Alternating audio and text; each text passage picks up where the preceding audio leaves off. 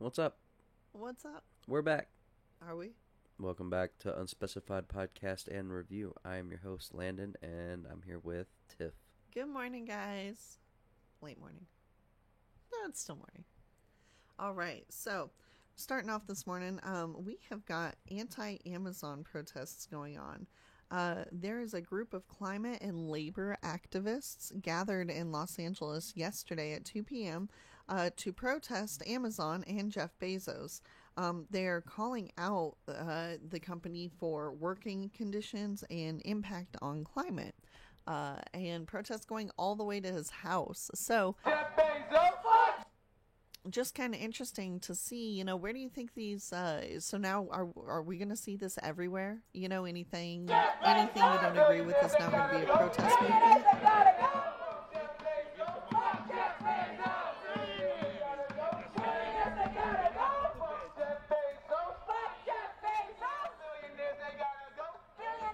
Here we're just seeing them en route to Jeff Bezos' house.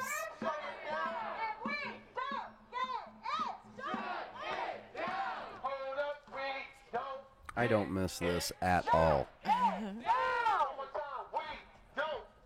Yeah, when you step away from it from a while, you hear kind of how juvenile it sounds, If I don't get what I want, nobody gets it. Man, he could have paid to have this done. But why? This doesn't look like any protest I've been used to seeing. This looks organized AF. Well, it's a daytime one, and look, so. It's mostly media. Well, I would argue that a lot of protests are mostly media at this point. Everything to gain and nothing to lose, and you only get shot half as often. This is organized. I don't like the look of it. I don't like the smell of it. Ugh. I get it. I get how it could prompt change, but I don't agree with going to people's houses for protesting. But that's just me, I guess. And then there's this thing.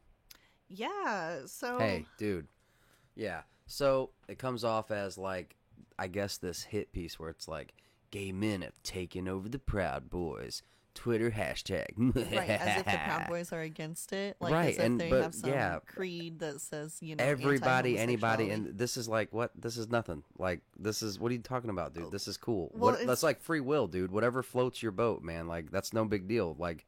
Nobody's upset with this. Right. Well, in fact, Enrique, the leader of the Proud Boys, came out and was like, I don't even see what these men are trying to accomplish. I think it's hilarious. This is great. And so it's just, they totally, what I love about this article is they took something that was meant as a slight or a negative, and they really, something positive came out of it, where it's just go post. Yeah, man. Whatever. Free will, dude. If you're proud of your family, go post it. Yeah, man. So I do appreciate the taking something is meant as a insult and not letting it affect you. Wabam. Well done. The left cannot meme. And I think that's what this is. But we'll move on. Oh my gosh. So this is so exciting to me, y'all. When I was younger, I wanted to be an Egyptologist. But anyway, Egypt unveils 59 ancient coffins. I don't know why they didn't just call them sarcophaguses. They were sarcophaguses. Well, colloquially, it's a coffin. Major archaeological find. I think this is awesome, but I do have to say, for meme's sake, look, this is not the year. I have read about Egyptian curses and things like that, and they suspect. Oh, this is not the. So, can we just they suspect that this that these sarcophaguses belong to priestesses, and senior statesmen and prominent figures and things like that. So maybe they did have curses on them. I don't know, but I'm just saying it's 2020. We're trying to wrap it up. Can you just rebury them and walk away? Dude, you're so right. Not the year. Mess around and find out. Right. We're gonna have Mummy 2020 up in here. Right. We've already had the sandstorms, the Saharan desert fires. plumes. Yeah, I'm good, man. Anyway, but it is very interesting. So 59 well-preserved and sealed wooden coffins buried more than 2,500 years ago, which would be predating 480 BC. They were found south of Cairo in sprawling burial ground of Saqqara, which was the necropolis for the Egyptian capital, Memphis. So they found statues along with these sarcophaguses, which, like I said, they assume belong to priests and priestesses and statesmen and things like that. Saqqara. Outside of Cairo. Man, that's cool. Yeah, it is. I didn't even, if I'm gonna be honest, I didn't know people were still kind of looking for it. I was like, I thought we were kind of satisfied with what we had found, but he's incapacitated. Stanford professor questions Trump's ability to lead while on. Okay, so my only thought about this, old news, of course, Trump has tested positive. What I'm seeing here is do you think that this is maybe an attempt to try to, say that he's unfit to rule? Michelle Dauber, who teaches law and sociology at Stanford University, says Trump can't run the country while on dexamethasone. Sorry, I'm sure I butchered that. She received this treatment following brain surgery, and she said she couldn't run her cat. So, but I'm like, okay, can we look at the before statues? Like, how well were you at managing your cat before the brain surgery? Also, can we consider the fact that you had brain surgery? So maybe your reaction to this drug is going to be a little bit different than the president. The side effects, if you go over to the other article with the dexamethasone, the most common side effects, which happen in about 30% of people, is increased appetite, irritability, heartburn, impaired wound healing, insomnia, fluid retention, muscle weakness, and higher blood sugar levels. None of that really impairs thinking, it sounds like. Now, in less than 10% of cases, we do see headaches, dizziness, mood swings, and cataracts.